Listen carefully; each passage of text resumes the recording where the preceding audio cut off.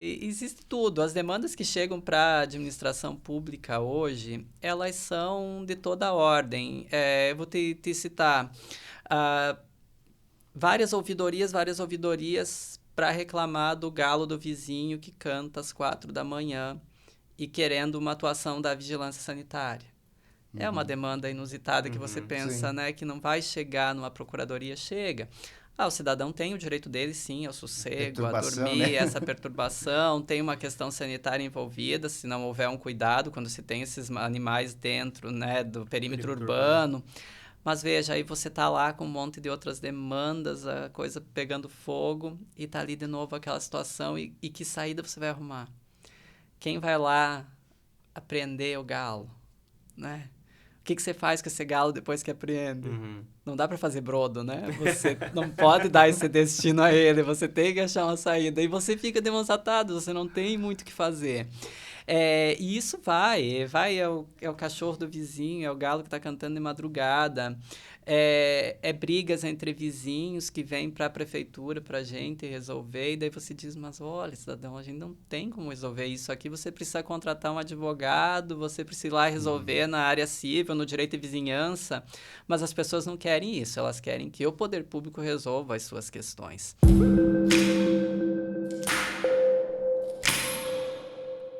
Olá, sejam todos bem-vindos. Estamos começando mais uma edição do Fala Mais, o nosso podcast aqui do oeste de Santa Catarina, onde a gente recebe os nossos convidados da região para bater um papo, conhecer um pouquinho das histórias, compartilhar conhecimento. O Fala Mais que tem um oferecimento da Cicobi Valcredsul, do Frigorífico Arvoredo, da Notável Construtora, também da CRT Technology e do Oeste Mais, essas marcas que estão conosco, e vamos à apresentação do nosso convidado aí da Vamos semana. lá, hoje temos mais uma aula aqui no Fala Mais, né? A gente recebeu um professor já na semana passada, Retrasada, né? retrasada, né? Para quem está assistindo.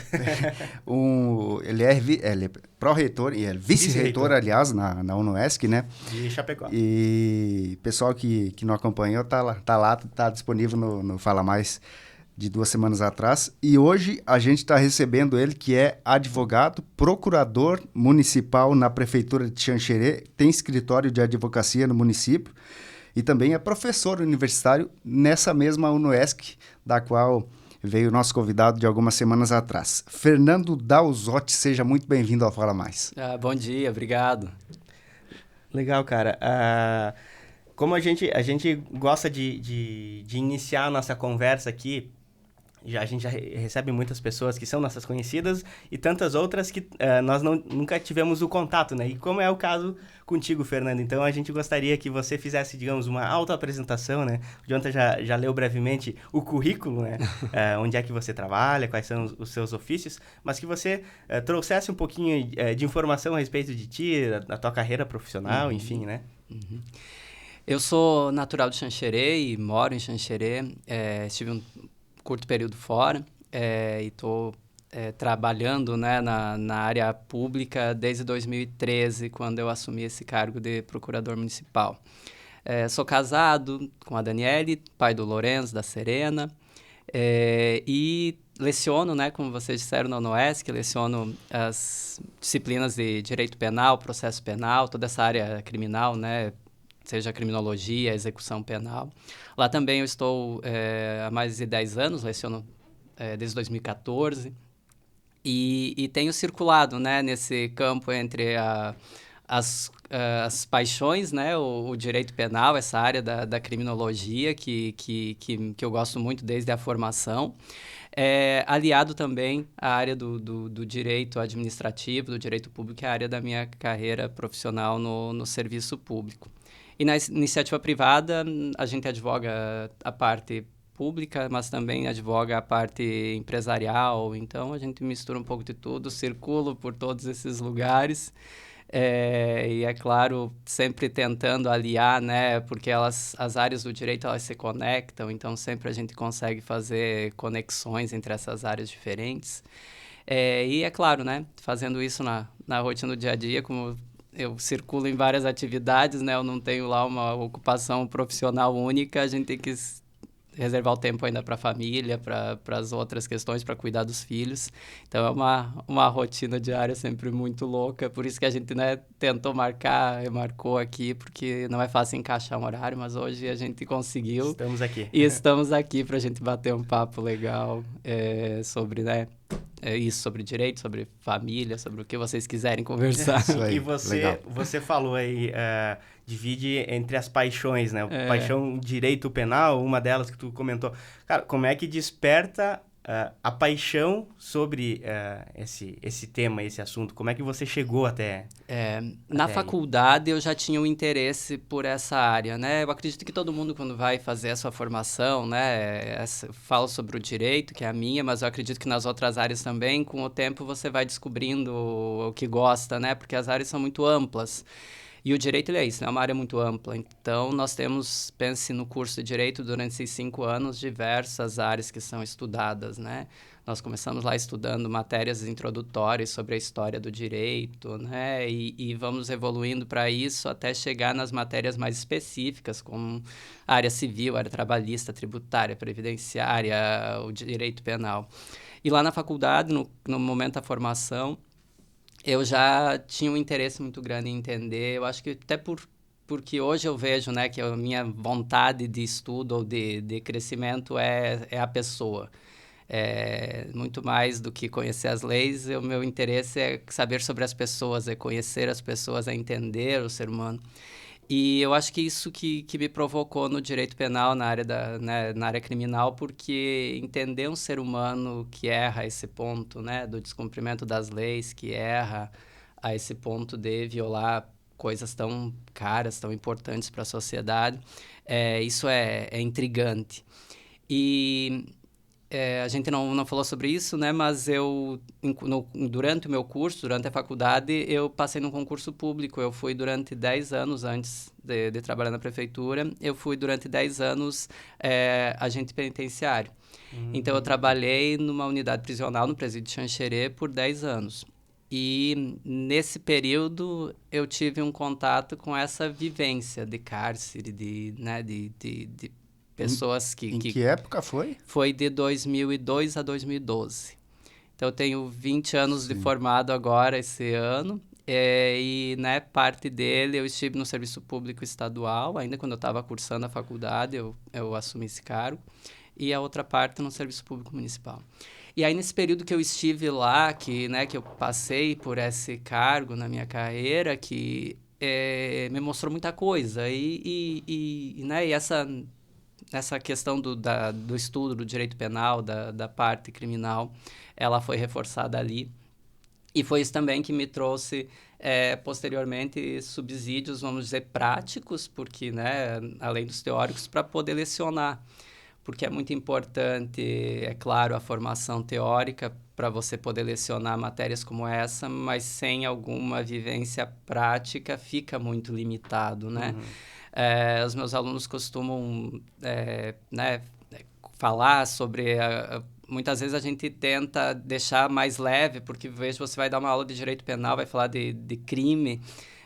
Se os teus exemplos forem aqueles pesados, aqueles... né, você vai deixar todo mundo mal, você vai terminar uma aula ali com os alunos querendo fugir, né? Então, a gente tenta transformar aquilo num tragicômico, misturar algo cômico, algo que não pareça normal, ou isso é impossível de acontecer, mistura tudo isso e cria lá um exemplo. Às vezes a aula de direito penal vira quase que um stand-up. Mas é nessa busca de tentar aliviar esse peso, porque senão você vai ficar falando ali sempre de coisa muito ruim. Então, a interação com o aluno, de colocar ele praticando o crime contra o professor, essa ideia de, no exemplo, envolvê-los. Tem gente que acaba tirando para Cristo, né? E daí eu mato aquele aluno toda aula.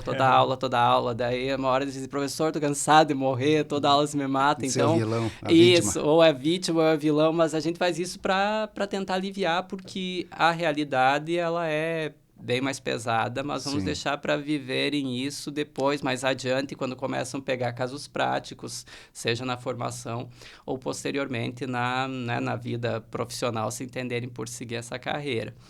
E essa passagem que eu tive, então, lá pelo presídio, esse tempo que eu trabalhei lá, me permitiu isso, conhecer vivências, conhecer essas realidades, entender que lá também tem pessoas com as suas histórias, que cometeram crimes, que precisam ser responsabilizadas, mas que muito se distancia daquela imagem que a gente tem de quando a gente não conhece a realidade, né? Que a gente pensa que lá tem um outro universo cheio de monstros e aqui fora existem outras pessoas, existem os cidadãos, as pessoas né, que são diferentes. Na verdade, todos somos pessoas errantes, uns erram mais a ponto de precisar dessa responsabilização estatal, mas ainda assim, né, são humanos.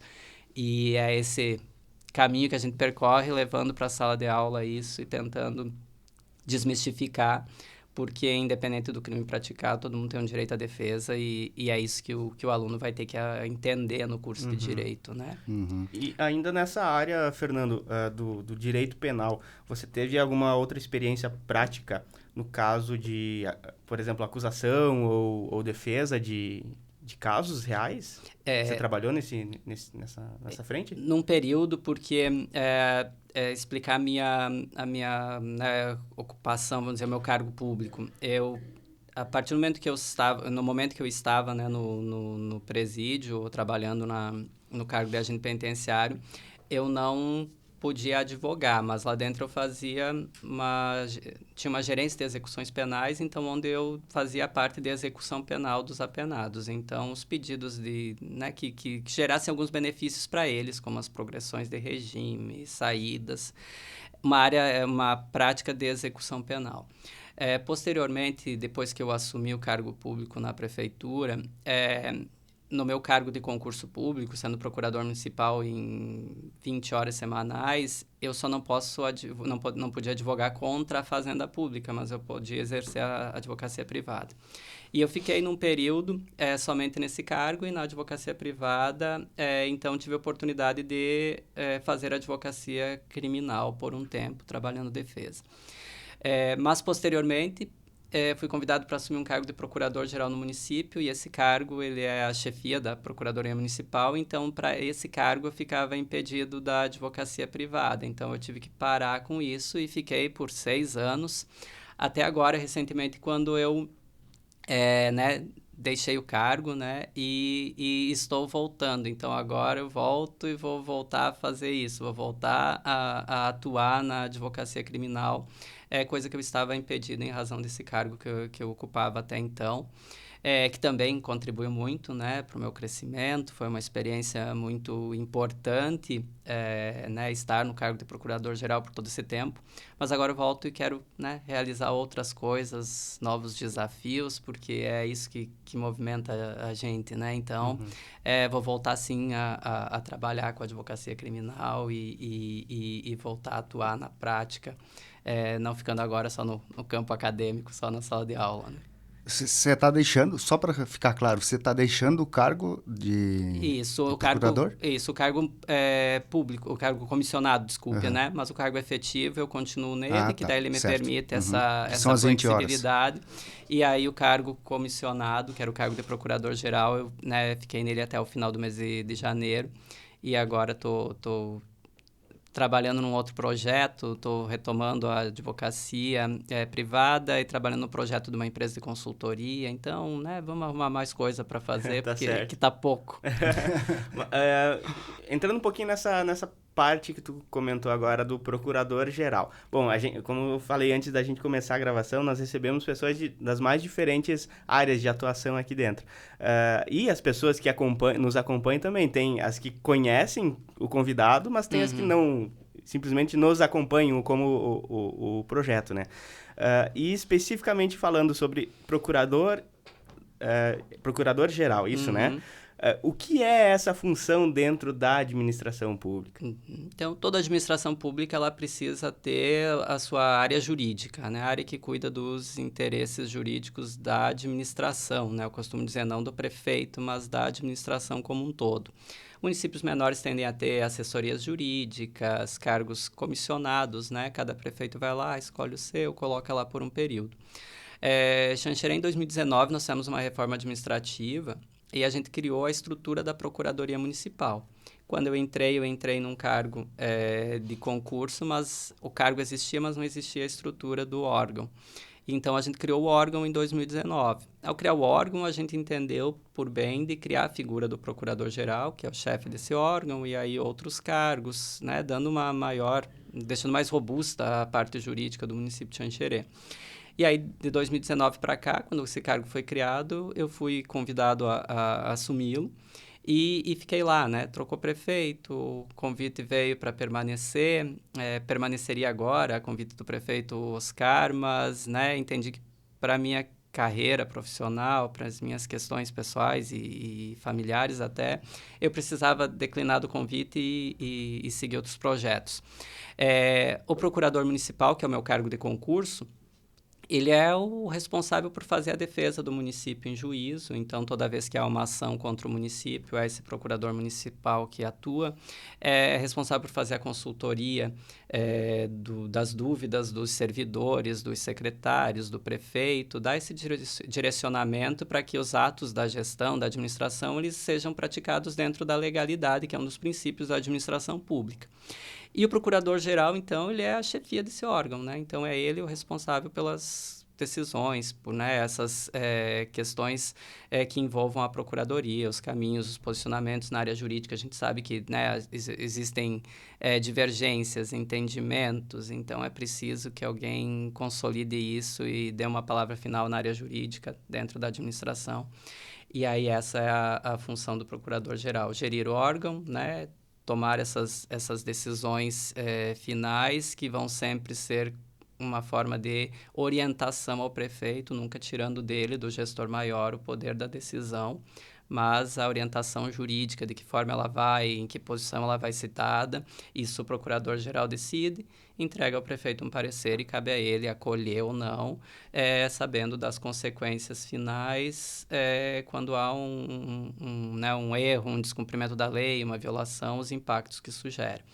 E essa é a função, o procurador-geral ele faz isso, ele tenta, né, sempre nortear o gestor dentro dos princípios da administração para que ele possa, além de realizar o interesse público, que é o que todo mundo espera, mas que também ele não tenha nenhum risco de responsabilidades posteriores. Né? Uhum.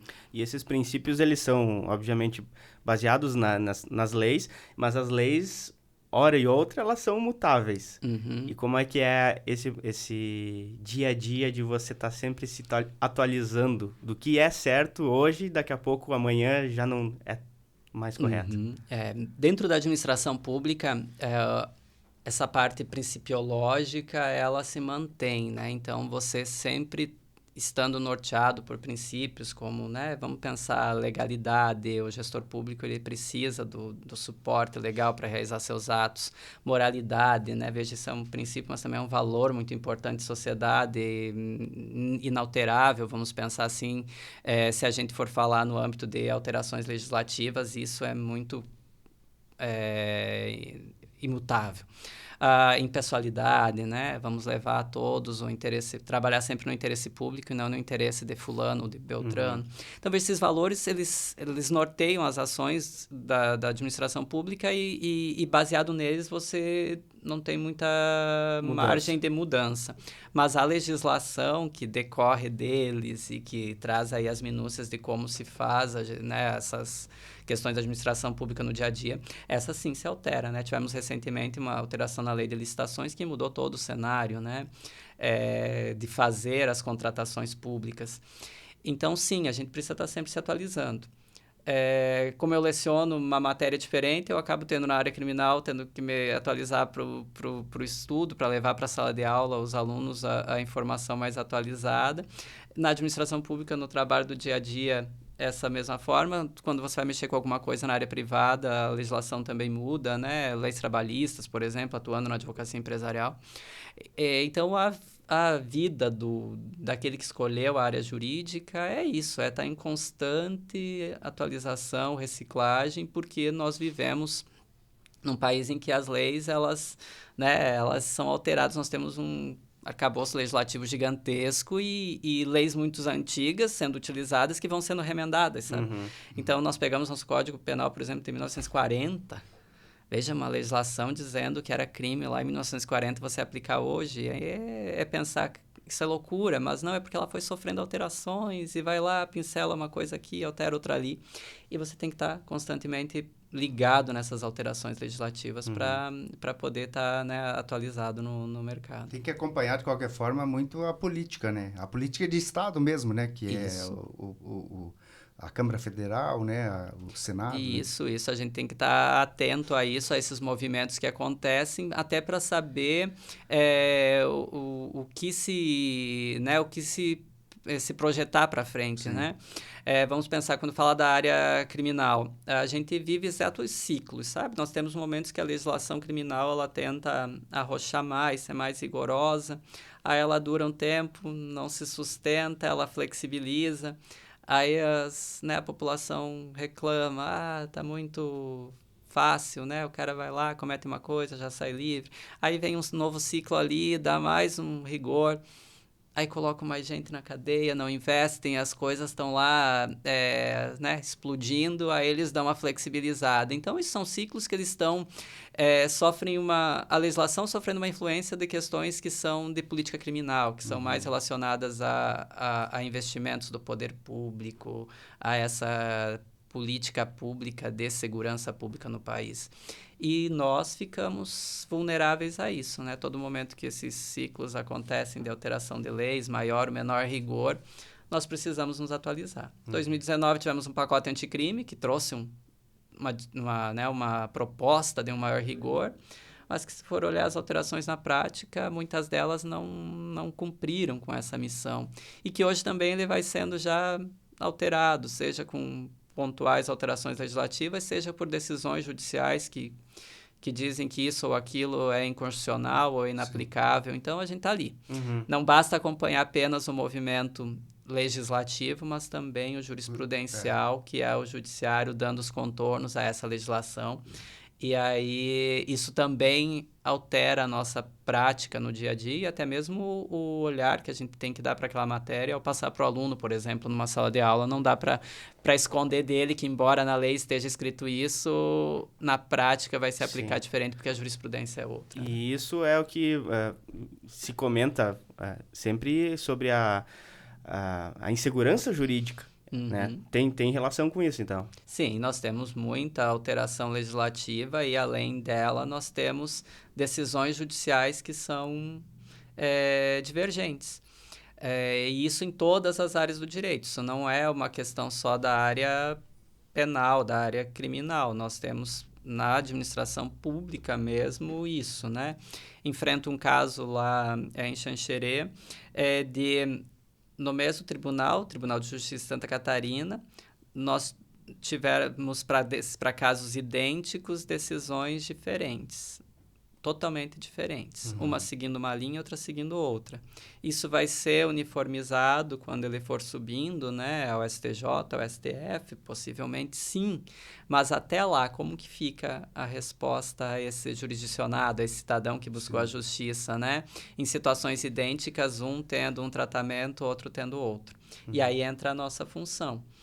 Aí o que a gente faz nesse meio de caminho, né, para esse caso concreto, a gente construiu, por parecer jurídico, por um ato da administração municipal, uma condição de igualdade para esses sujeitos com base na decisão mais favorável. Então, para até que não haja uma decisão final, eles estarem numa mesma condição, a gente tentar equilibrar isso, a fim de que não se gere uma distorção, né? A ponto de eu ter uma decisão judicial boa e poder, né, me beneficiar dela, enquanto o outro sujeito ali, da mesma área, na mesma condição, fica limitado por ter tido uma decisão diferente. A gente vai tentando equilibrar isso na forma como a gente pode, né?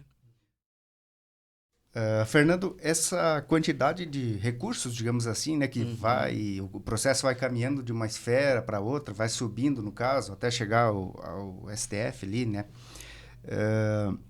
Você entende que essa possibilidade tem, claro, o lado também da possibilidade de defesa, do contraponto, da chance de reversão de uma decisão, digamos assim, equivocada, mas também o quanto complexo e o quanto moroso e o quanto burocrático se torna o processo judiciário de uma forma geral, a justiça do país de uma forma geral. Qual que é a tua visão dessa estrutura que a gente tem no Brasil? Perfeito. Quando a gente fala, principalmente na matéria criminal, vou, né, trazer aí a tua pergunta, fazer um gancho com ela, muitas vezes se diz que esses recursos, esses mecanismos de defesa, eles trariam morosidade, burocracia e representariam uma espécie de impunidade, né? Porque daí vê que ao final o sujeito não é punido. Costumo falar com os meus alunos que, sim, nós temos um número significativo de recursos, de instrumentos recursais, mas eu não consigo ver neles essa morosidade ou essa impunidade. O direito de defesa ele é necessário, ele é importante e quando a gente faz o olhar do outro ou do nosso, a gente entende a importância disso, né? Quantos espaços de defesa eu gostaria de ter? Quando tu se coloca na pele, né? Isso. Agora, a gente tem que olhar para uma outra questão, e aqui não é uma crítica, pelo contrário, a gente tem que reconhecer para saber que muitas vezes o problema ele não está no número de recursos, mas na estrutura que se dá para o judiciário julgar esses recursos, ou até mesmo para dar seguimento a ações penais. Dá para falar, assim, de maneira quase que unânime, a maioria dos juízes hoje trabalham com um número de processos muito superior à capacidade que aquela vara criminal, que aquele gabinete consegue dar conta. Se você pegar hoje para que mês esses juízes estão marcando as audiências de réu preso, as urgentes, e para que mês eles estão marcando as audiências de réu solto, você vai ver que a demora não está num recurso unicamente, ela está ali no primeiro passo, onde você precisa instruir esse processo e julgá-lo. Essa demora ela ocorre em todas as etapas, ela ocorre lá na etapa investigativa, onde a autoridade policial ela não tem condição de investigar tudo, ela vai investigar só o que é mais urgente, o que é mais grave. Então, a estrutura estatal ela é defasada se comparada com o número de casos que acontecem dia a dia. Né? E falando isso da demanda criminal, mas na demanda civil, por exemplo, nós nos tornamos muito litigantes. Hoje as pessoas querem resolver tudo na justiça, elas litigam muito e o judiciário não tem condição de dar conta dessa estrutura. E aí não dá para imputar ao recurso, ao direito de defesa, essa morosidade, porque ele existe, ele é necessário, mas que estrutura nós temos para dar sequência a ele, né? E muitas vezes, se você pegar, conforme esses recursos vão subindo, os tribunais superiores tendem a fazer um filtro maior, então muito pouca coisa chega para eles. Se você olhar o tempo que o processo ficou lá esperando um recurso ser julgado no STF, no STJ, pode ser que tenha sido muito menor do que o tempo que ele ficou aqui na mão do juiz, porque aqui o juiz tinha tudo nas suas mãos. Lá eles filtram. Então, será que é o tempo do recurso mesmo que está dando essa morosidade? Ou é a falta de estrutura que a gente dá para os juízes poderem trabalhar e dar conta de toda essa demanda? Não consigo ver um juiz falar lá no meu cartório, eles estão com o serviço em dia, ou no meu gabinete, isso está tranquilo, porque... Tipo, esperando o trabalho, né? Nunca vai acontecer, né? Porque eles estão há muito tempo com uma demanda muito maior do que se dá conta. E aí a gente vê a dificuldade na prestação jurisdicional, a demora. Claro, temos sim, quem sabe que revisar, repensar esses instrumentos recursais, as consequências deles, se eles suspendem uma execução de pena, por exemplo, são discussões no âmbito jurídico. Mas não é apenas ali que reside a demora e essa sensação de impunidade que passa a sociedade. Você falou de filtros que na última instância ali, o STF, no caso, utiliza para a chegada desses processos. Minha pergunta é, tem processo que não chega? Não chega. Tem processo que ele para no meio, antes de chegar lá, por quê? Quais são os critérios? STJ tem uma súmula, que é a súmula 7, que chega a ser meme, né? Fazem meme dizendo assim, você consegue... Aí coloca lá uma coisa impossível de romper, você consegue romper isso, mas não a súmula 7. Ela é uma barreira que diz que se for para reexaminar a prova, não vai lá para o STJ. Então, você tem que ter uma tese exclusivamente jurídica para fazer o processo chegar lá. Se você quer rediscutir a prova, dizer que tinha uma prova que não foi analisada aqui pelo juiz ou pelo tribunal, isso não vai acontecer. Então, é um exemplo de uma barreira muito grande. O STF ele precisa, ele vai tratar de matérias constitucionais, precisa ver toda uma repercussão, precisa ver um impacto que não seja exclusivamente para aquele caso concreto. Então, veja que os nossos tribunais superiores eles foram, com o tempo, desenvolvendo, né? A legislação foi desenvolvendo esses limites para dividir a matéria que vai para cada um, quais são as questões importantes a se chegar lá. E os casos cotidianos, aquilo que é repetitivo, já vai ter um tratamento em primeira e segunda instância, vai tentar fazer subir, mas não vai chegar lá em razão desses filtros criados para evitar. E mesmo assim tem muito volume lá, né? Não estou dizendo que não tenham processos lá, tem muito volume. Mais perto do que acontece aqui, do que vivenciam os juízes, os tribunais, né? As comarcas, isso é nem comparável ao que acontece aqui. Então, na maioria das vezes, se é que dá para dizer assim, o processo ele nasce na comarca, né? Tem um primeiro julgamento de primeira instância e ele vai para a esfera estadual, no tribunal, e às vezes nem sobe para o STJ, o STF depois. Sim, diante desses filtros, na maioria das vezes ele vai ter um trânsito em julgado, que a gente chama, a finalização dele na segunda instância. Lá é possível tentar fazer subir, não subiu, recorre dessas decisões, mas elas são todas limitadas, né? Os recursos são limitados ali, não vai chegar ao STJ ou ao STF se não preencher aqueles requisitos que a gente chama de admissibilidade, né? Que são analisados antes de analisar a discussão do mérito. Preencheu esses requisitos de admissibilidade, agora sim vai para lá para eles poderem analisar o mérito. Nessa parte de admissibilidade, nesse filtro, é que acaba ficando a maioria dos processos por aqui mesmo e não indo para lá. Fernando, voltando ao trabalho dentro da prefeitura, além desses pareceres jurídicos que são a sua função, tem também a função de defesa, tem? Certo. E no volume, o que mais é trabalhado nessas defesas? São situações, por exemplo, de RH de pessoas, de fornecimento dos terceiros, das empresas que trabalham com o município? O que tem mais volume de... Volume na área judicial, né? A gente trabalha duas divisões lá dentro, o que é extrajudicial e o que é judicial. No judicial, nós temos um volume gigantesco no executivo fiscal, ou seja, a execução, a cobrança da fazenda pública daquele tributo que é da origem municipal, né, que é de competência municipal e que o cidadão não pagou. Então, a gente é obrigado a executar, a cobrar. Então, ali tem um volume, um fluxo muito grande de execuções. Além delas, no judicial, nós temos contencioso, né, ações judiciais de ordem de direitos dos servidores que eles entendem ser devidos, então sim, envolvendo essa matéria de RH, né, o servidor que busca uma insalubridade num percentual maior do que aquele que recebe, que busca o pagamento de algum desvio de função, então isso já foi em muito corrigido, porque o nosso trabalho preventivo administrativo, né, tem conseguido reduzir isso, mas ainda existe. Mas servidores que eram desviados das suas funções, tinham um concurso para fazer uma coisa, eram colocados para fazer outra, depois iam lá, ingressavam na justiça para receber a diferença que havia entre um cargo e outro. Com o tempo a gente vai corrigindo isso, mas ainda existem ações dessa ordem, né, que envolvam algum desvio de função, que envolvam uma insalubridade que o servidor entende que é devida e não recebeu.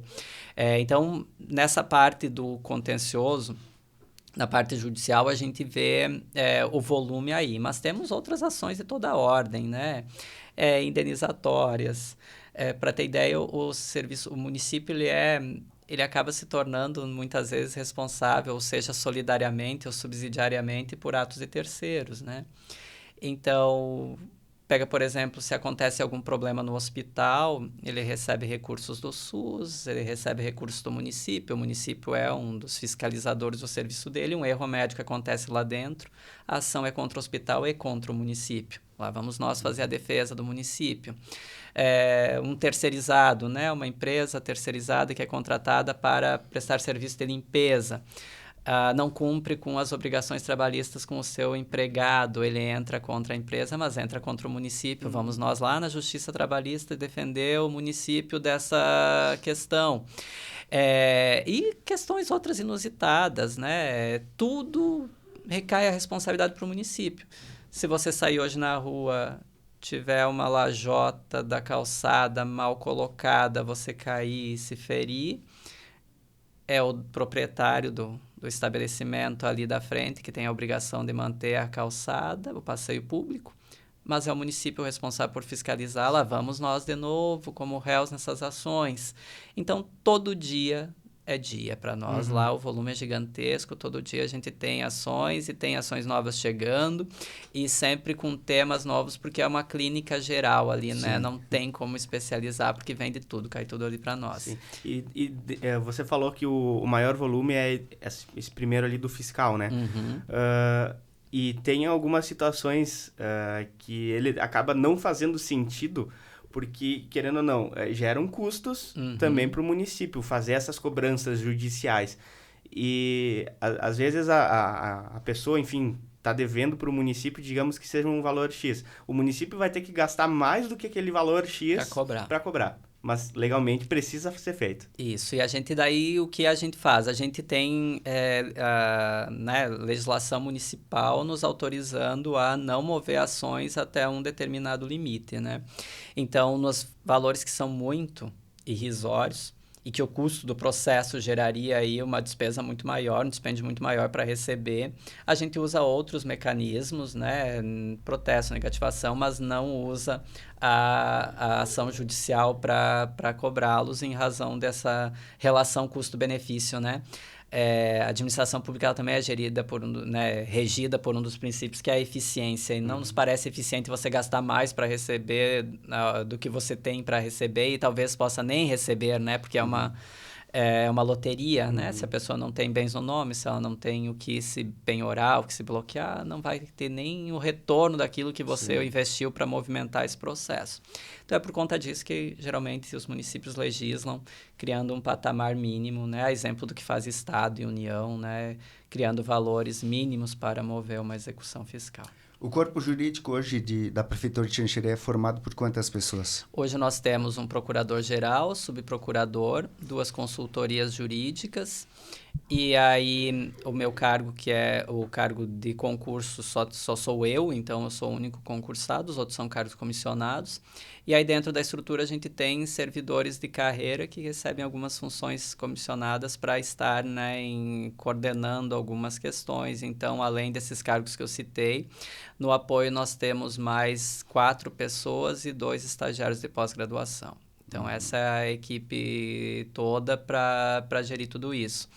Quando olha para o judicial, isso já é um volume gigante. Quando a gente vai para o extrajudicial, então, imagine que nós temos 4 promotorias na comarca, exceto a criminal, que tem uma atuação muito mais distante da administração. As outras todas têm atuação. É infância, é meio ambiente, a moralidade com o Dr. Marcos. Então, essas promotorias que têm relação com a administração, elas todo dia nos mandam ofício pedindo informações para esclarecer coisas ou para resolver demandas do cidadão.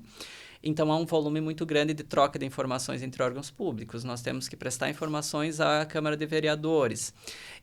Nós temos que dar pareceres jurídicos em todas as licitações, orientar a questão jurídica delas. Então, a gente tem que destacar uma pessoa aliada a um estagiário para fazer só isso, para orientar as compras, os contratos, resolver essas questões. Então, nessa parte extrajudicial também é um volume gigantesco. E sem falar nas demandas de todo dia, né? Todo dia a gente atende consultas, sejam elas escritas, né, por meio de Formais, pareceres, né? ou informais, né, que são ali, senta na tua frente e você faz resolve daquela forma mais rápida, por serem menos complexas. E consultas de toda a ordem, que não é uma coisa que... São coisas inusitadas, né? Que chegam ali e você pensa, tá, mas... Tá acontecendo isso mesmo ou você está inventando aí? Não, está acontecendo. Então, vamos lá, vamos achar uma saída. Então, é esse trabalhar no dia a dia. Trabalhar com... Claro, muita coisa tem já, né, uma base de pareceres, uma construção, mas tem coisa que é no improviso, porque é ali que está acontecendo, né? Situações inusitadas, você falou, né? Situações absurdas, assim, que você lembra. Claro, não precisa especificar, né? Mas, assim, algumas situações que você já, ao longo dessa carreira, pegou, assim, que... Poxa, como é que pode? Isso não pode. Fica complicado falar porque sempre tem alguém por trás disso, né? Mas existe tudo. As demandas que chegam para a administração pública hoje, elas são de toda a ordem. Eu vou te citar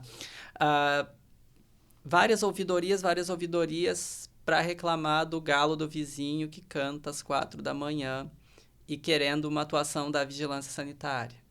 É uma demanda inusitada que você pensa, sim. né, que não vai chegar numa procuradoria, chega. O cidadão tem o direito dele, sim, ao sossego, a dormir, né? essa perturbação, tem uma questão sanitária envolvida, se não houver um cuidado quando se tem esses animais dentro, né, do perímetro urbano. Mas veja, aí você tá lá com um monte de outras demandas, a coisa pegando fogo, e tá ali de novo aquela situação, e que saída você vai arrumar? Quem vai lá apreender o galo, né? O que você faz com esse galo depois que apreende? Não dá para fazer brodo, né? Você não pode dar esse destino a ele, você tem que achar uma saída. E você fica demonstrado, você não tem muito o que fazer.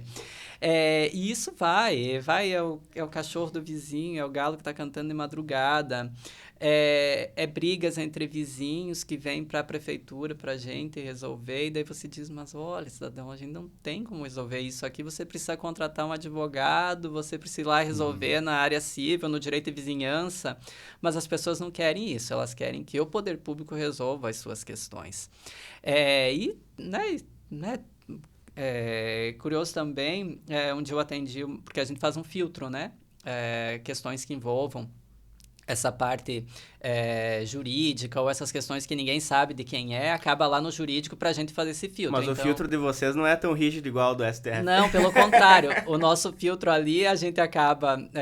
eu costumo dizer, né, a secretária, a assessora direta do prefeito, que é a Thaís, eu designo ela como uma atravessadora geral, né? Porque ela se atravessa em todos os lugares. Então, ela faz um filtro lá na frente, e depois esse filtro passava para mim, agora como eu tô menos tempo lá. E a gente acaba atendendo essas coisas para evitar que cheguem até o prefeito, porque senão ninguém aceita sentar naquele lugar, né? Se ele tiver que atender todas essas picuinhas todo dia, chega uma hora que o cara diz, não, isso aqui não é para mim, né? Então, a gente acaba fazendo esse filtro e muitas vezes passa ali coisas que a gente tem que dar encaminhamento para outros órgãos e coisas que a gente não vê saída, né? Vamos lá, vão ter que judicializar, vão ter que se entender lá na justiça, porque são questões que não têm interesse público por trás, né? E num fato desse, uma vez eu atendi uma mulher que ela queria que ela estava se separando, ela estava resolvendo a questão de partilha e ela queria que o prefeito ligasse para o advogado do marido dela para que eles acertassem alguma coisa da casa. Aí eu disse, minha senhora, mas como é que nós vamos pôr o prefeito nessa parada, né? Como é que ele vai ligar para alguém, né? Interferir numa questão judicial? Não é assim que funciona. Então, veja, você tem pedidos inusitados de toda a ordem, todos os dias acontecendo.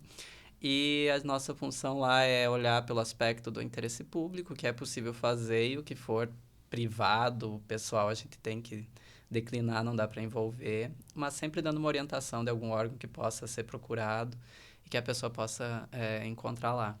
E como eu disse inicialmente, como né, o meu interesse é nas pessoas, eu vejo que muitas vezes as pessoas só precisam ser ouvidas, né? Não interessa onde, em alguma só porta que abriu, né? Ela desabafou, ela sai feliz igual É e só tá tudo uma horinha certo. de terapia ali, Isso, deu, né? a gente pode até não ter resolvido, mas o fato de tê-la ouvido, você vê que a pessoa já sai melhor, sai satisfeita. E é claro, né? Isso tira tempo, é uma demanda que acontece também, que eu até digo que não seria uma demanda de procuradoria, mas que a gente procura fazer para para não deixar ninguém sair sem uma resposta, mesmo que seja um não, né? Sim. Fernando, eu queria voltar lá na tua época de agente penitenciário, porque eu não quero deixar passar em branco esse período aí que você falou que trabalhou uma década no presídio regional de Xanxerê. Como é que é o dia a dia, cara, dentro do presídio, assim, o que você pode falar, claro, né? A gente sabe que tem questões ali muito particulares e restritas, mas como é que é o dia a dia de um agente penitenciário e o dia a dia das pessoas que estão lá presas, né, cumprindo penas? Lá não se cumpre pena, eu acho, né, no presídio, né? Cumpre também. Cumpre não também? Deveria, mas cumpre, Sim. né? Acaba Geralmente cumprindo. é na penitenciária, né? Isso mesmo. Mas enfim. Enfim, acaba por não ter vaga em penitenciária, cumprindo pena em presídio. Então, a minha história lá ela foi muito mais movida por uma questão de... Né, ainda não era uma descoberta pelo direito penal, pelo crime, mas pela né, área criminal, mas foi uma necessidade. Então, eu iniciei a faculdade sem condição de pagá-la. Né? Fiz lá os primeiros semestres, fiquei devendo, aí consegui bolsa e fui financiando. Então, assim, eu tinha uma necessidade. E eu fazia estágio. À época, no fórum, visitava mensalmente o presídio com a juíza corregedora. E aí foi a primeira vez que eu entrei num presídio e tal. E surgiu lá, tem concurso para o presídio, não precisa ter a faculdade concluída, era, né, nível de 2º grau. E eu pensei, não, como eu já estou, né, num ano e pouco do curso de Direito, eu já tenho alguma noção, posso ter uma diferença. Fui lá, fiz concurso, passei e fui trabalhar pensando no salário que ia me ajudar a pagar a faculdade. É claro que vocês devem estar se perguntando, né? Como é que um cara com todo esse porte físico, né? Vai chegar lá para trabalhar de agente penitenciário, porque todo mundo pensa, né? É uma função de escolta, de guarda armada, né? E tal. Mas, enfim, me coloquei nessa situação, né?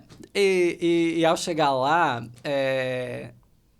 eu fui, né, por 2 razões, né? Uma, então, né, essa falta de porte físico para, né, impor uma imagem de segurança, aliada ao fato de que eu já tinha uma parte do curso de Direito feita. Eu acabei indo para funções administrativas e ficando lá nessa função de cuidar da parte de execução penal dos presos por muito tempo. Fiz plantões, sim, trabalhei no cadeado lá, nas celas, sofri bullying, né? Porque eu também praticava, mas sofri bastante, né? Os colegas diziam, só um pouquinho que o Fernandão vem aqui atender. A pessoa ficava lá esperando chegar o Fernandão, ele nunca chegava, chegava eu, né? Mas, enfim, essa atividade do dia a dia lá, ela acaba se tornando uma rotina mais leve do que se pode pensar, né? No início é tenso, até você entender, mas depois você vê que não, é uma rotina, é um lugar em que as pessoas estão segregadas, mas a maioria delas está lá por já compreendendo o que vai passar. Tem os conflitos diários, tem os perrengues, né? Mas... não é aquilo que eu imaginava, pelo menos, né? Quando eu ia lá uma vez por mês, apenas para visitar e via aquele cenário, as pessoas lá presas, pensava, nossa, aqui é um lugar perigoso, é um lugar... Não, claro, tem os seus perigos, a atividade tem, mas é uma atividade, né? Vamos dizer que no dia a dia ela se torna uma prática sustentável, né? Possível. Então, não... Tenho, assim, boas recordações dos meus colegas de trabalho, da interação que havia, né? Da forma como a gente levava e deixava aquilo mais leve para não ficar o tempo todo numa tensão, numa pressão. Saber que pode contar também com outras pessoas é importante, porque é um trabalho de equipe. E, é claro, também do aprendizado que eu tive lá, porque tem situações que você vê que o remédio poderia ser outro, né? Mas... a nossa lei impõe a prisão, então é necessário que estejam lá, mas tu vê que nem tudo que está lá dentro precisaria ser aquele, o tratamento, que nós teríamos que pensar outras formas de fazer justiça diferente.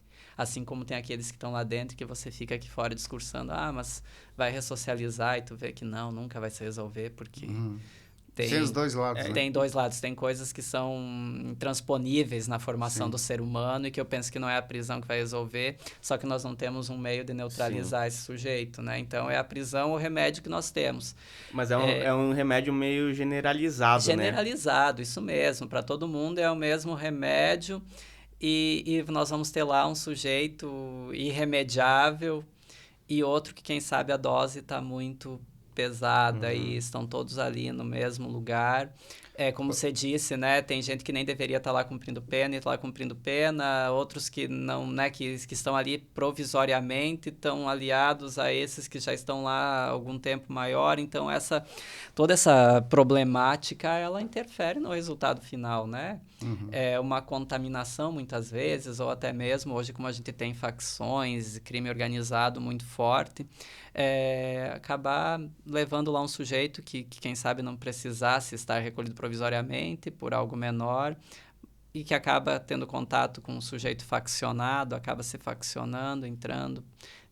Não é a realidade, né, aqui, mas presídios maiores... Mas acontece, né?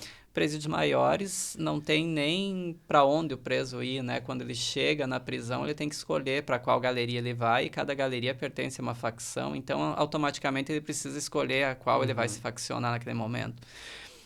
Isso demonstra a nossa falha do nosso sistema quando não é o Estado que está mandando naquele estabelecimento prisional, é o próprio crime organizado que o comanda, né? Sim, pois é. Essa colocação dos presos nas celas, né, nas galerias ali, ela acontece de forma... Tem algum critério para acontecer? Por exemplo, assim, o mesmo homicida vai compartilhar a cela com o cara que praticou um roubo lá, um furto, na verdade, sem, né, um crime de menor potencial ofensivo, mas está lá preso preventivamente, seja assim. Ele vai compartilhar o mesmo ambiente, pode compartilhar do mesmo ambiente ou tem regras assim para dividir? A regra existe. A legislação ela fala em triagem, em separação, ela fala na existência de comissões técnicas de classificação de presos. Então, a lei de execuções penais, embora ela seja uma lei antiga, ela é uma lei bem pensada nesse aspecto de separar esses presos de acordo com a gravidade do tipo de crime que praticaram, de acordo com sua reincidência, primariedade. Mas veja que aplicar essa lei em estabelecimentos prisionais superlotados, falidos estruturalmente, é impossível. Então, a missão do agente penitenciário é tentar fazer o melhor possível com aquilo que ele tem. E aí, se ele tem uma estrutura que está lá, que hoje, né, é precária, superlotada, ele vai colocar onde? Aonde ele tem espaço. Ele vai mexer onde já estão estabilizados lá aqueles numa cela para tirar para colocar alguém porque é pelo mesmo crime. Não, ele vai manter aquilo que já, né, tá funcionando. E mesmo que ele tenha que misturar presos por crimes diversos, de realidades diversas, não há como fazer isso sem estrutura. Então, a lei existe. A regra é boa. A boa vontade de quem aplica a lei, eu também penso que existe, mas a prática fica impedida pela falta de estrutura. Os investimentos nessa área sempre são muito menores do que a crescente demanda, faz com que a gente não consiga ver isso acontecer na prática. E aqui fora você vê a sociedade muitas vezes assim, mas se colocou lá numa cela onde tem 10, se cabe é porque, né, se conseguiu colocar é porque cabe, ou aquela história do quanto pior for lá dentro, melhor para a nossa sociedade. Com o tempo que eu trabalhei, eu vejo que isso é o inverso, sabe? Aquele sujeito que é o sujeito que comete crime, que reincide, aquele sujeito que a gente vê que né, vai e volta para a prisão, esse sujeito ele gosta desse ambiente caótico, superlotado, porque esse ambiente não tem regra, o Estado não impõe limite lá dentro. Então ele cumpre a cadeia dele, sim, numa cela superlotada, mas ele cumpre frouxo, solto. Aqueles estabelecimentos que são mais rigorosos, em que há um espaço para fazer essa divisão, para fazer essa classificação, que a regra abre e fecha tal horário, tem essa hora para sol, tem essa hora para isso, para aquilo, esses estabelecimentos mais rigorosos, esse perfil de preso ele não quer. Por quê? Porque daí ele tem que se submeter a uma disciplina. Por que ninguém quer ir para os estabelecimentos prisionais federais, né, as penitenciárias federais? Porque é o maior rigor penitenciário em razão da estrutura permitir. Então, essa falsa impressão que a sociedade tem de que quanto pior lá dentro, melhor, pelo contrário. Quanto pior for o estabelecimento prisional, mais fácil o preso ou condenado manter aquela condição que ele já vinha de descumprimento de leis, de regras, Sim. de ausência de rotina, de disciplina. Mais fácil dele manter-se naquela compreensão de ausência de dignidade. Então, se eu estou aqui nesse lugar imundo é porque eu sou indigno de ser um cidadão, eu vou sair de que forma? Com esse mesmo sentimento de que eu não faço parte dessa sociedade, eu não preciso cumprir as leis, eu vou continuar delinquindo. É mais fácil dele se faccionar e se envolver com o crime organizado. Então, toda vez que a gente pensa na prisão como um universo à parte, que tem que ser um lugar imundo, superlotado para causar dor e sofrimento, nós temos que saber que o produto que ele vai nos devolver é isso. São pessoas que passaram por esse processo de ficar vivendo numa cela imunda, de superlotada, de não ter dignidade, elas voltam para a sociedade com esse sentimento de indignidade, e o que elas vão fazer? Vão cometer crimes mais graves.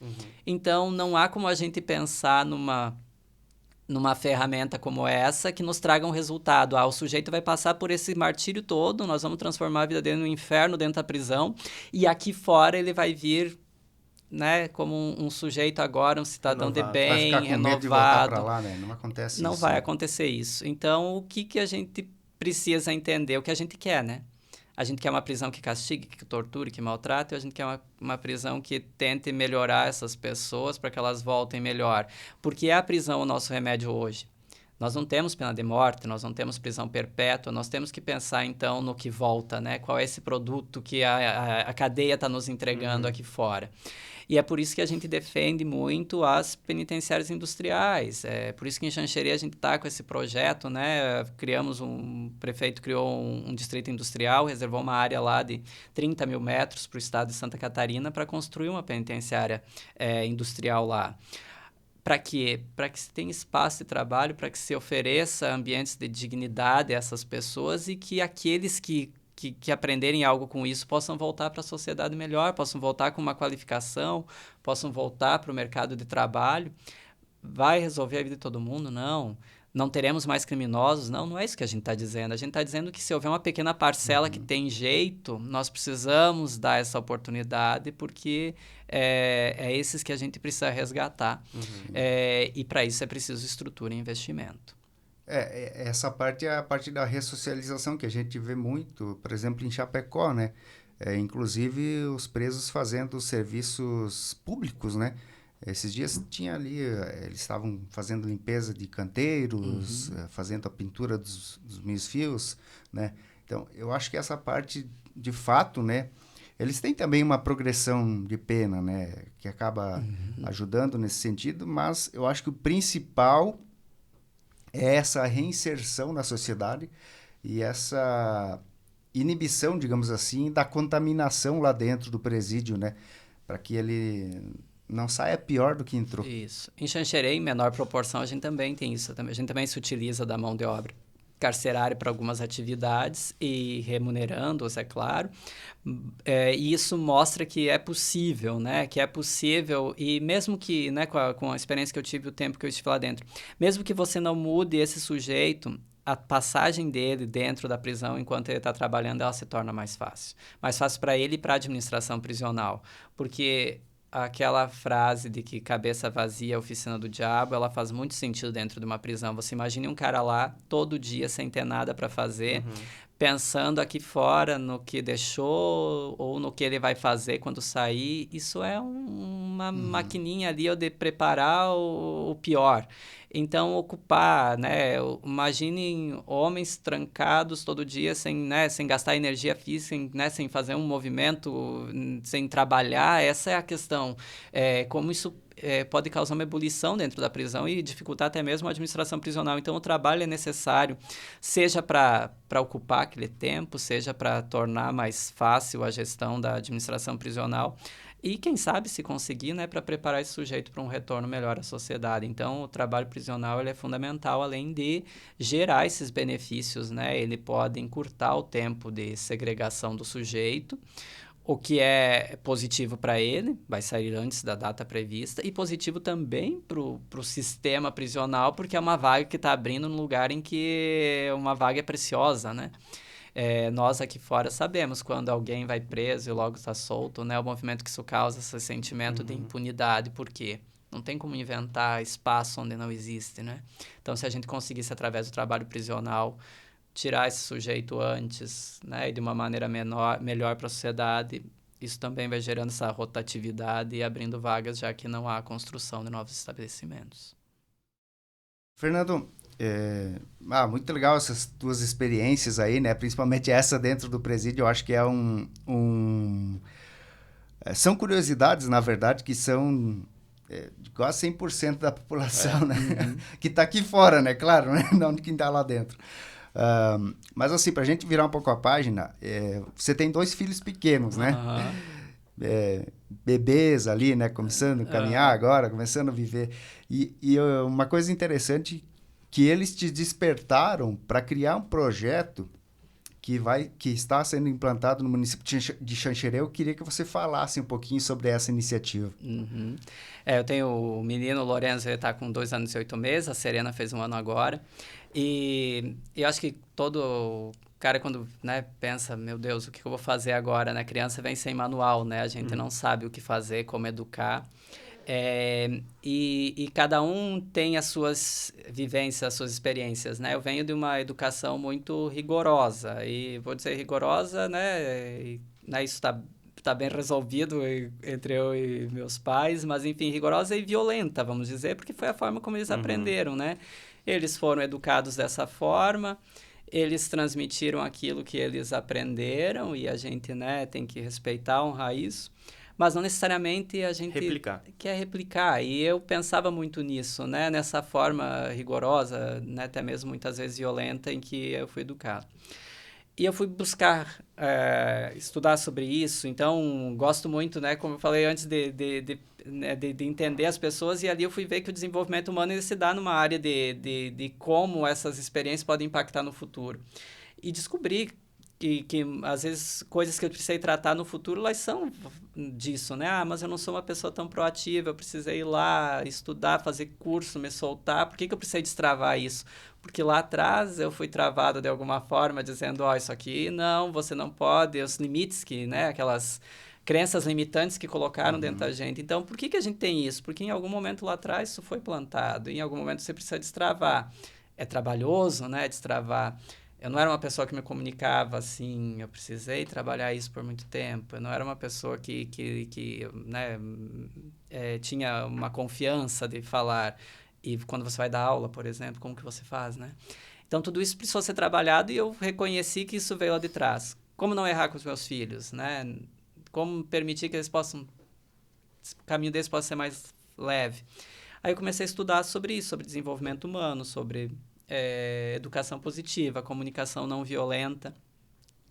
E descobri que isso estava diretamente ligado a uma necessidade que nós tínhamos lá na administração, porque quando aconteceram aqueles atos de violência nas creches que vocês acompanharam, houve toda uma comoção e a gente reuniu um grupo de pessoas, né, segurança pública, defesa civil, e eu ouvi de pessoas, né, experts nessas áreas, falando o seguinte, olha, mas de nada adianta você querer colocar segurança armada, querer colocar câmera, querer colocar todos esses aparatos de vigilância numa escola, sem pensar o fator humano, porque o fator humano ele é imprevisível e ele rompe esses obstáculos, ele rompe esses equipamentos quando ele quer fazer o mal programadamente.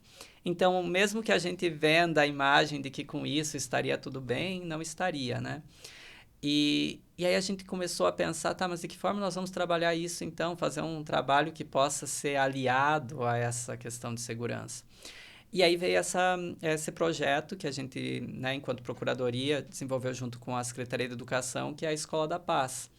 Ano passado nós fizemos, no ano anterior, ainda 2023, nós fizemos conversa com adolescentes, com alunos maiores da nossa rede, falando sobre uso de redes sociais, sobre não violência, sobre não bullying, dialogando sobre o impacto que isso pode gerar. Porque se você for pensar, e aqui não é fazer uma defesa desses sujeitos que praticam atos de violência dentro de escolas, mas se você for pegar o histórico, você vai ver que tem lá um histórico de não aceitação, de não pertencimento àquele grupo, àquela Foi sociedade. sendo construído, né? Tem um histórico de internet, de relações de ódio, de bullying. Então, você vê que as coisas não acontecem do nada. Ninguém acorda num dia, né, possuído, pega uma arma, vai lá matar criancinhas numa creche. Isso não acontece assim. Tem um histórico. E como que a gente pode pensar em prevenir isso? Vamos falar sobre não violência, vamos falar sobre não praticar o bullying. Ah, mas lá no passado a gente fazia bullying um com o outro, na minha escola isso acontecia e era tudo natural. Os tempos são outros.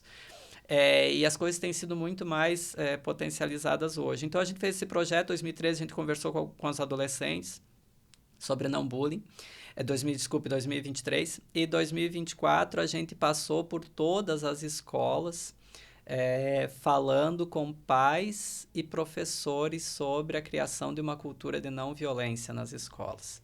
Sobre uma comunicação que possa ser mais positiva, menos violenta na relação do professor com o aluno, na relação dos pais com os alunos, porque de nada adianta eu pensar que o meu filho vai para a escola e vai ser respeitoso com o professor, ele não vai praticar bullying, ele não vai ser uma criança, um adolescente violento, se em casa ele vê pai e mãe vivendo uma relação violenta. E nem estou falando de casos mais graves de violência física, mas a forma como as pessoas se tratam, né? Se conversam, né?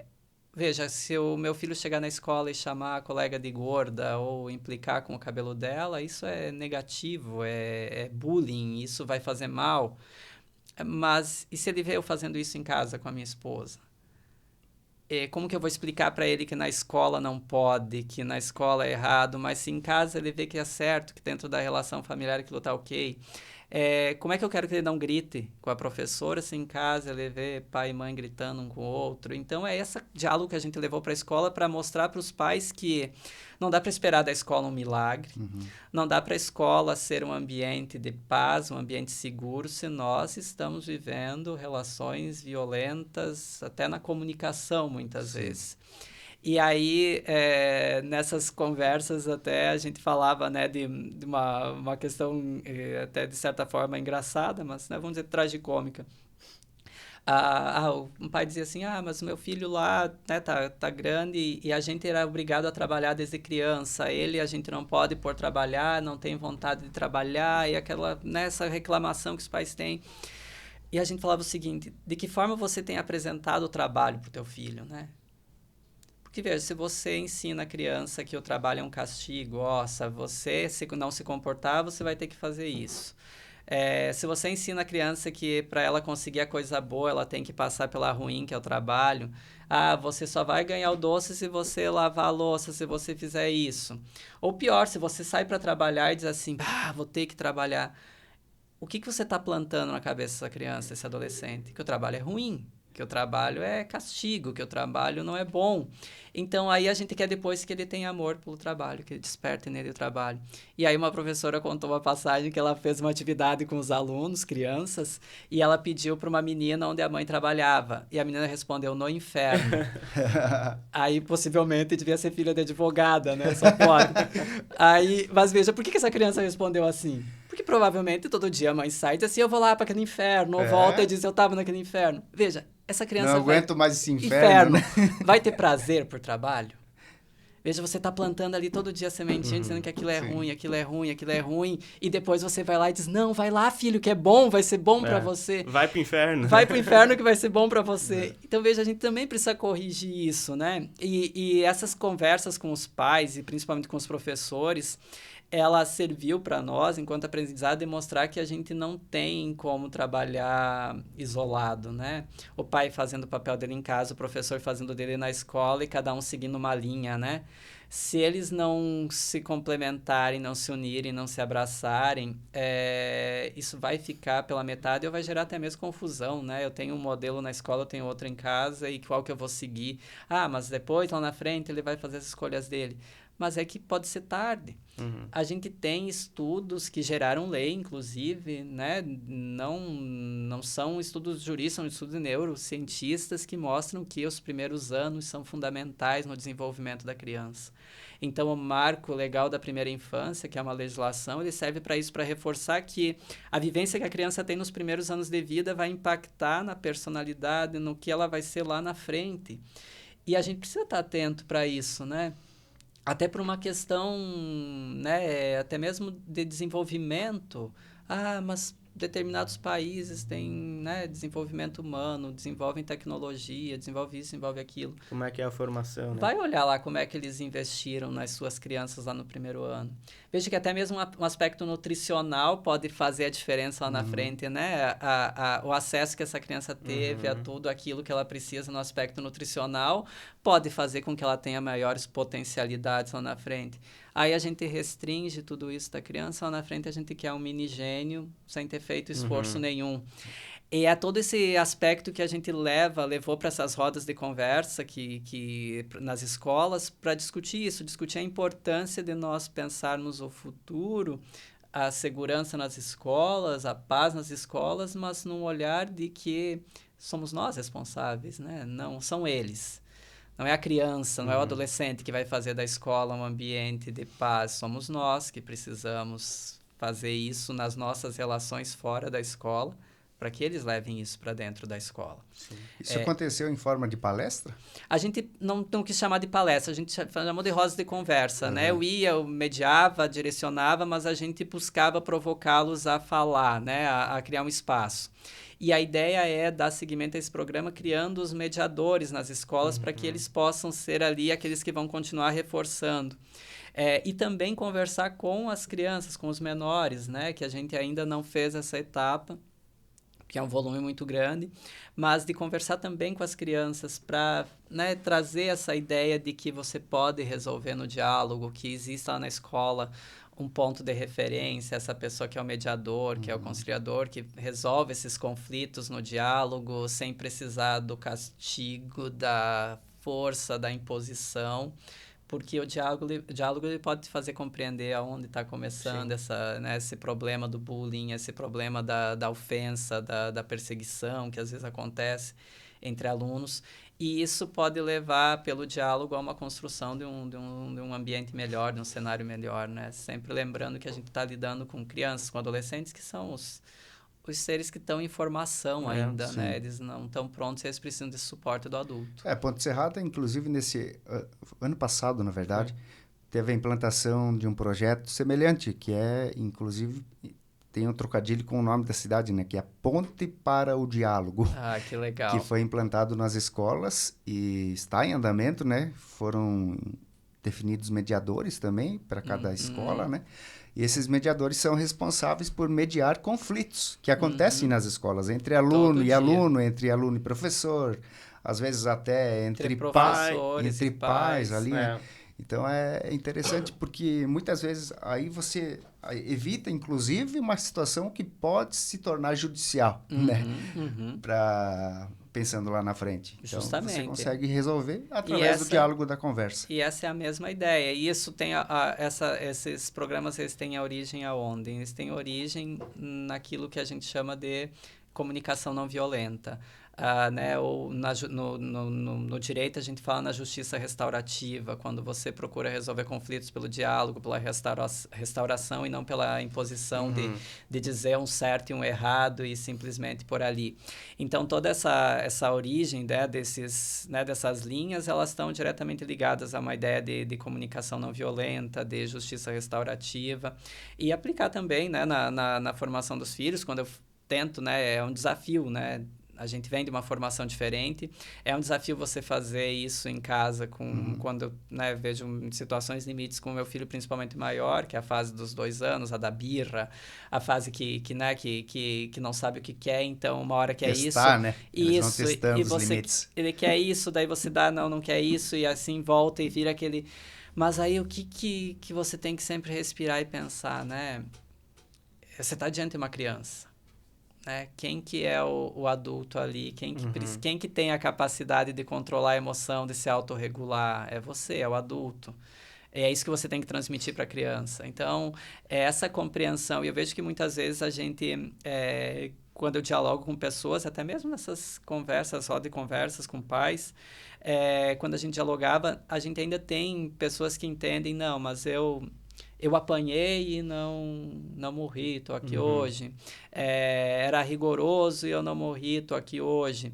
E sim, a gente está aqui e aprendemos com isso. Deve ter coisas, né? Certamente temos coisas boas que nós trouxemos dessa educação. Mas só que se a gente for olhar friamente, não faz muito sentido, né? Vamos pensar, nós somos adultos que já tivemos todas as oportunidades possíveis de aprender e a gente ainda erra, né? Mas o mínimo que a gente espera é que se a gente for corrigido ou alertado desse erro, que isso seja feito com respeito, né? A gente não vê corrigir um adulto no grito, na imposição do medo ou até mesmo na violência. E se o adulto que passou por todas essas etapas, essas oportunidades de aprendizado, ele não é corrigido assim, por qual razão caberia a correção na criança dessa forma? Aí a gente fala, né? Eu vejo um sujeito que rouba, que trafica, que mata, ele não pode sofrer violência porque é tortura. Nas relações entre adultos, não pode haver violência porque é crime de lesão. O marido não pode, a pretexto de querer corrigir, disciplinar sua mulher, espancá-la. Isso é inconcebível, tem lei para isso. Agora, quando a gente olha para a criança, a gente ainda tende a entender que isso é possível. Que a gente pode corrigir na violência, que a gente pode agredir. Por quê? Porque isso vem de uma construção muito antiga, ainda do Código de Menores, que tratava a criança como um objeto, né? E desde a Constituição a gente tem que entender que a criança é um ser detentor de direitos, então ele é um ser humano em desenvolvimento. E que ele guarda as mesmas garantias que o pai e a mãe não são proprietários dele e não podem usar da força física a esse ponto. Mas olhar que há uma distorção em sociedade, né? A gente não admite, tu vai ver uma comoção, se o policial usar força física contra o criminoso, você vai ver que vão lá e vão dizer, não, isso é tortura, não pode fazer. Há uma comoção e plenamente compreensível e correta de que um homem, quando espanca uma mulher, está cometendo uma atrocidade, por mais que ele diga que foi traído, que está corrigindo uma traição, isso é inconcebível, inaceitável. A gente precisa entender também que é inaceitável espancar uma criança, mesmo que seja a pretexto de corrigi-la para transformá-la num sujeito melhor. Essa é a questão que eu procuro defender quando a gente vai para as escolas.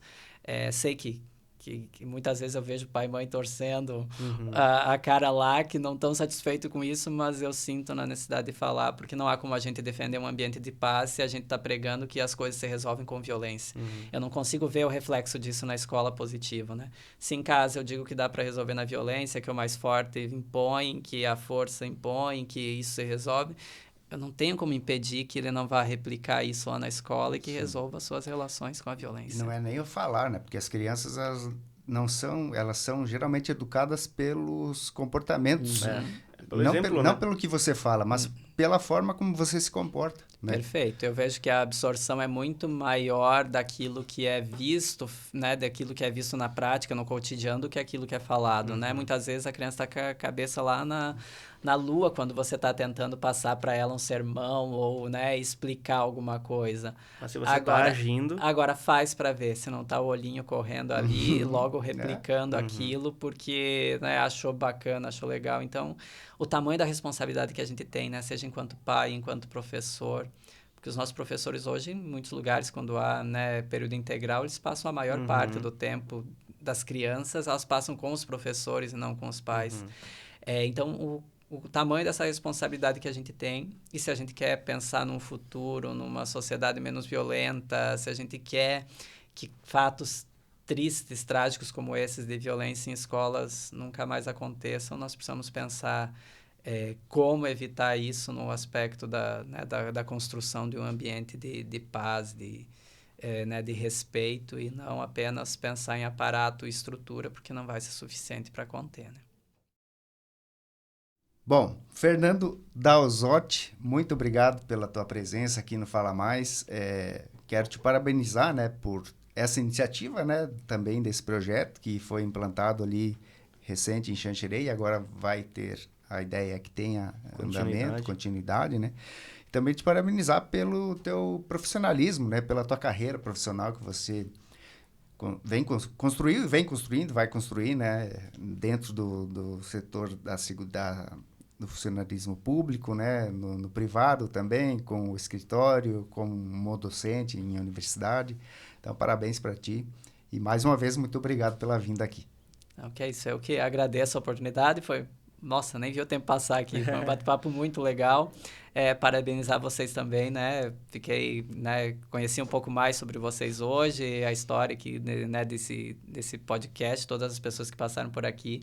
Então, né, fico muito honrado de poder ter recebido esse espaço, sabendo que vocês vêm de uma história aí de ter ouvido já mais de 140 e poucas pessoas que vocês me falavam, então penso que tenha sido uma cadeira disputada aqui, fico feliz pela oportunidade de poder contar um pouco da minha história, da minha trajetória, né, e a gente poder dividir um pouco daquilo que a gente pensa, né, às vezes a gente tem um